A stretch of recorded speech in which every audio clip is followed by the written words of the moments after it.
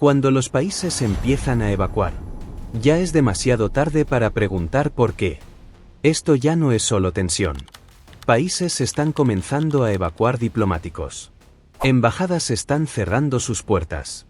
Y gobiernos de todo el mundo están diciéndoles a sus ciudadanos algo que normalmente nunca dicen en voz alta. Salgan. Ahora. Cuando eso sucede, cuando naciones enteras empiezan a mover personas, a vaciar edificios, a reducir operaciones diplomáticas, no lo hacen por capricho. No lo hacen porque alguien leyó un mal titular de noticias. Lo hacen porque tienen información que nosotros no tenemos.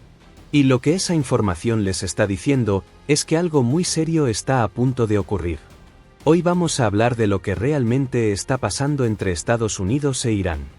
Vamos a ver por qué las evacuaciones son la señal más clara que existe de que el mundo se está preparando para lo peor. Y vamos a entender exactamente qué zonas del planeta podrían verse arrastradas si esto escala. Quédate hasta el final. Porque hay un detalle sobre el estrecho de Hormuz que la mayoría de la gente no conoce y que lo cambia todo. Primero, pongamos todo en perspectiva. La tensión entre Estados Unidos e Irán no es nueva. Lleva décadas construyéndose. Pero lo que estamos viendo ahora mismo es diferente. Cualitativamente diferente. No estamos hablando de declaraciones en Twitter. No estamos hablando de sanciones económicas anunciadas en una conferencia de prensa. Estamos hablando de movimientos físicos, reales, sobre el terreno. Y los movimientos físicos son los que importan. Piénsalo así, las palabras son baratas. Los diplomáticos hablan. Los políticos amenazan. Los asesores dan entrevistas. Todo eso es ruido, en su mayor parte. Pero cuando un país empieza a mover aviones llenos de personal diplomático fuera de una región, eso no es ruido. Eso es señal. Entonces, ¿qué ha pasado exactamente? En las últimas semanas, varios países han comenzado a reducir su presencia diplomática en distintos puntos del Medio Oriente. Algunos han emitido alertas de viaje de nivel máximo. Otros han activado protocolos de emergencia para sus ciudadanos residentes en la región. Y las fuerzas militares de múltiples naciones se encuentran en estado de alerta elevada, con activos estratégicos posicionados en puntos clave. ¿Por qué ahora? Porque la cadena de eventos de los últimos meses ha creado una situación donde el margen de error se ha reducido dramáticamente. Irán ha continuado expandiendo su programa nuclear más allá de los límites establecidos por los acuerdos internacionales. Las negociaciones diplomáticas han colapsado repetidamente. Y Estados Unidos ha dejado claro, en múltiples ocasiones, que existe una línea roja que no permitirá que Irán cruce. El problema es que nadie sabe exactamente dónde está esa línea. Y cuando no sabes dónde está la línea roja del adversario, cualquier movimiento puede ser interpretado como una provocación. Cualquier ejercicio militar puede ser visto como una amenaza. Cualquier lanzamiento de cohete puede desencadenar una respuesta desproporcionada. Eso es exactamente el tipo de escenario que los estrategas militares llaman guerra accidental. Y es precisamente el escenario que hace que los embajadores comiencen a hacer las maletas. Necesito que entiendas algo fundamental sobre las evacuaciones diplomáticas.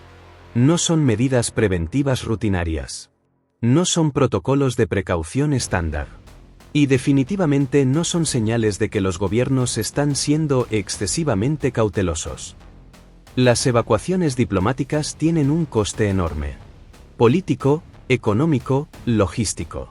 Un país no cierra su embajada o reduce su personal diplomático a menos que los servicios de inteligencia hayan llegado a una conclusión concreta, que permanecer allí es más peligroso que irse.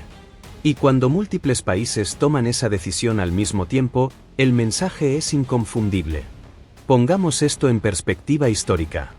En 1990, antes de la invasión de Kuwait por parte de Irak, varios países comenzaron a reducir sus misiones diplomáticas en Bagdad. El mundo lo vio como una medida de precaución. Semanas después, los tanques cruzaron la frontera. En 2003, meses antes del inicio de la guerra de Irak, la retirada diplomática de distintas naciones de la región precedió al conflicto.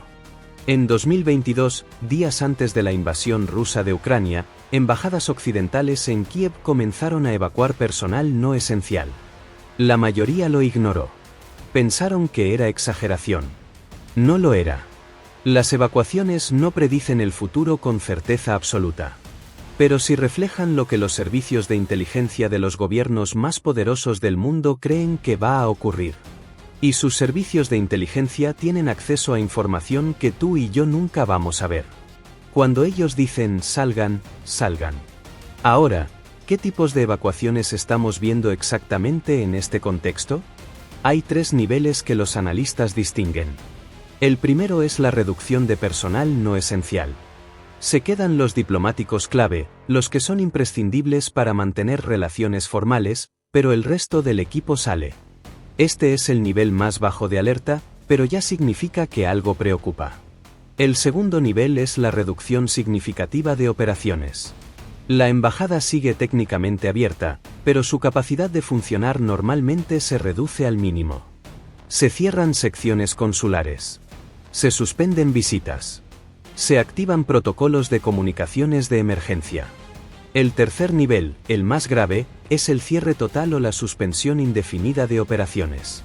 Cuando una embajada cierra sus puertas completamente, eso significa que el gobierno que la opera ya no cree que puede garantizar la seguridad de su personal en esa ubicación. Lo que estamos viendo ahora mismo es una combinación de los 3 niveles, dependiendo del país y la ubicación específica. Y eso, por sí solo, debería llamar la atención de todo el mundo. Y ahora llegamos al detalle que mencioné al principio. El que cambia todo el análisis. El estrecho de Hormuz. Si no sabes qué es, necesitas saberlo ahora. Porque este es el punto geográfico que convierte cualquier conflicto entre Estados Unidos e Irán en un problema global, no solo regional. El estrecho de Hormuz es un canal de agua de apenas 33 kilómetros de ancho en su punto más estrecho, situado entre Irán y la península arábiga. Y a través de ese canal pasa, en promedio, entre el 20% y el 21% de todo el petróleo que se consume en el mundo. 20%. No del petróleo de una región. Del petróleo de todo el planeta. Cada día, aproximadamente 17 millones de barriles de petróleo cruzan ese estrecho. En tanqueros que transitan por un canal donde las costas iraníes están literalmente a la vista.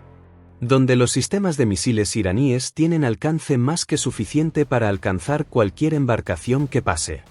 Irán sabe esto. Y lo usa como su carta más importante en cualquier negociación.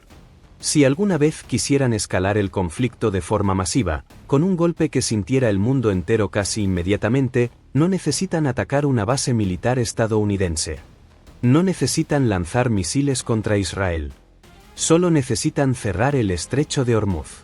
¿Cómo lo harían? Con minas navales. Con ataques de misiles contra tanqueros.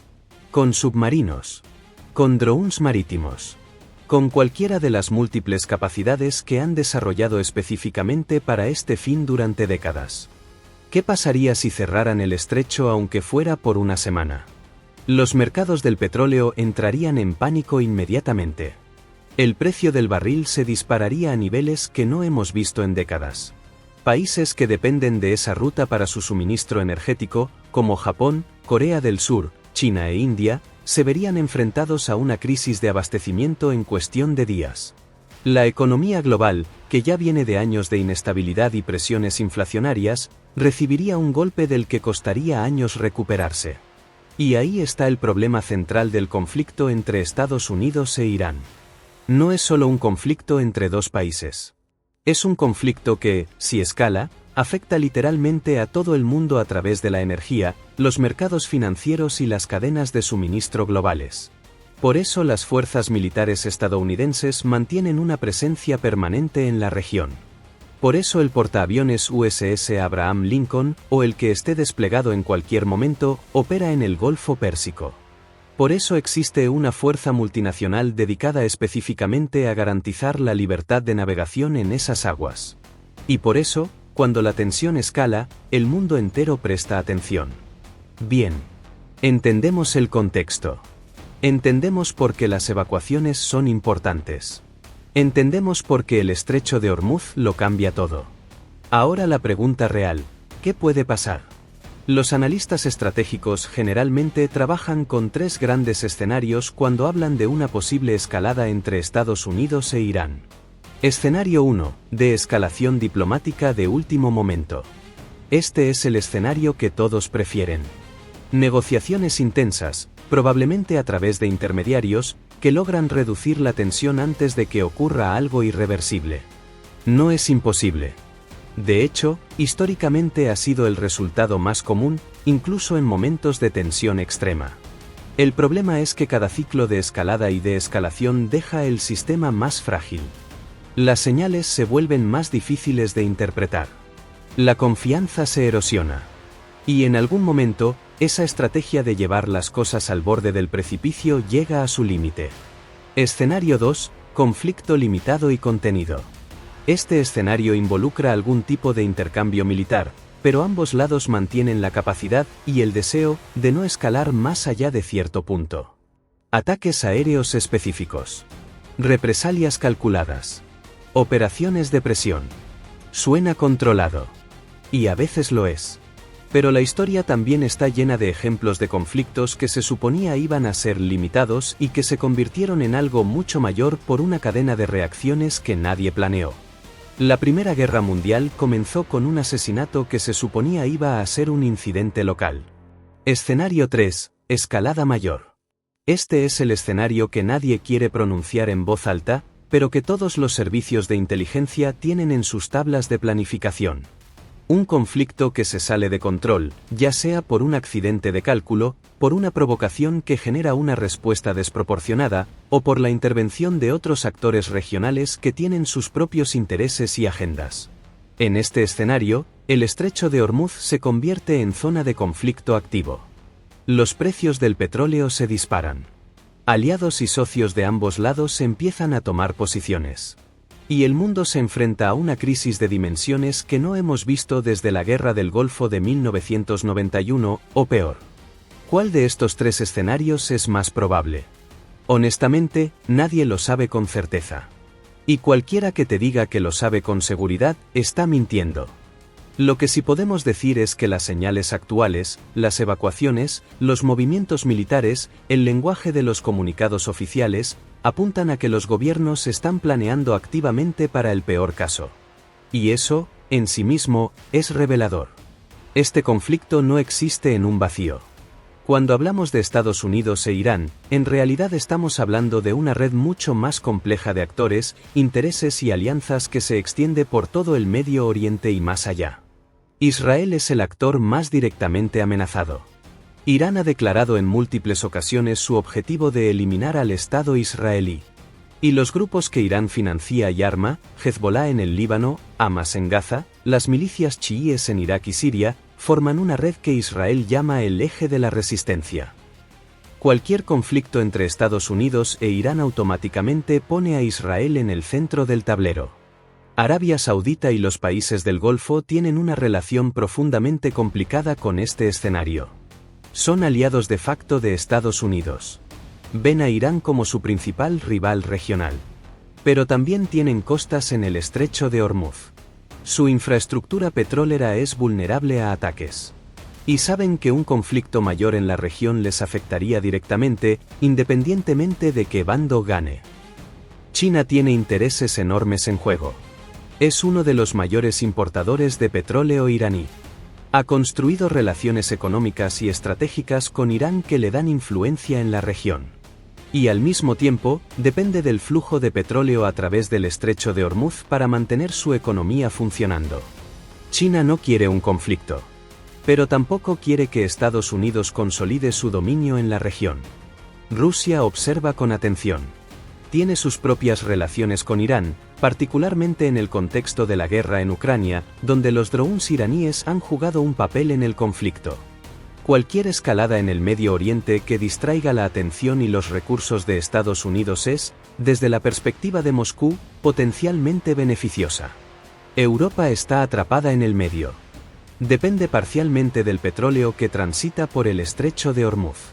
Tiene ciudadanos e intereses en la región. Y tiene que equilibrar su relación con Estados Unidos con su deseo de mantener canales diplomáticos abiertos con Irán. El mundo no está dividido en dos bandos claros. Está lleno de actores con intereses contradictorios, alianzas frágiles y cálculos de corto plazo que pueden cambiar en horas. Y esa complejidad es precisamente lo que hace que el escenario sea tan peligroso. Hay algo que los analistas de seguridad y los exdiplomáticos dicen en conversaciones privadas, aunque rara vez aparece en los titulares. El problema no es solo la intención. Es la capacidad de comunicación. En los momentos de mayor tensión entre Estados Unidos e Irán, los canales diplomáticos directos son casi inexistentes. No hay una línea roja telefónica como la que existía entre Washington y Moscú durante la Guerra Fría. Los mensajes tienen que pasar por intermediarios, países como Qatar, Suiza u Omán, que actúan como canales de comunicación. Eso significa que en una crisis que se desarrolle rápidamente, el tiempo necesario para comunicar señales claras, para decir esto fue un error, no queremos escalar, puede ser demasiado largo. Y los sistemas de armas modernos no esperan. Un misil balístico puede recorrer cientos de kilómetros en minutos. Un dron puede operar sin necesidad de comunicación en tiempo real. Y una vez que comienzan los intercambios militares, la presión interna en ambos lados para responder, para demostrar fortaleza, para no parecer débil, se vuelve casi imposible de resistir para los líderes políticos. Los expertos también señalan algo más: el peligro de los actores no estatales. Irán no actúa solo. Actúa a través de una red de milicias, grupos armados y organizaciones en múltiples países. Si esos actores toman iniciativas propias que Estados Unidos interpreta como acciones iraníes directas, puede desencadenarse una escalada que ninguno de los dos estados principales quería ni planeó. Eso es lo que los analistas llaman el problema de la gente, cuando los praxis actúan más allá de las instrucciones de quien los financia, y el resultado se le atribuye al financiador de todas formas. El mundo no está al borde de la guerra porque dos líderes quieran la guerra. El mundo está al borde de la guerra porque el sistema tiene demasiadas partes móviles, demasiados actores con sus propias agendas, y demasiado poco tiempo para pensar cuando las cosas empiezan a moverse rápido. Entonces, ¿qué debemos vigilar en las próximas semanas y meses? Hay tres señales clave que los analistas usan para evaluar si la situación está escalando o desescalando. La primera, los movimientos navales en el Golfo Pérsico y el Mar de Omán. Si empiezas a ver portaaviones adicionales moviéndose hacia la región, o si el tráfico de tanqueros empieza a desviarse masivamente hacia rutas alternativas, eso es una señal de que los actores en el terreno están anticipando algo. La segunda, las comunicaciones diplomáticas de los países neutrales. Qatar, Omán, Turquía. Cuando esos países intensifican sus visitas de alto nivel a Teherán y Washington, generalmente significa que están actuando como mensajeros. Eso puede ser señal de que hay negociaciones en curso o de que algo se está cocinando que requiere mediación urgente. La tercera, el precio del petróleo. Los mercados de commodities son increíblemente sensibles a las percepciones de riesgo geopolítico.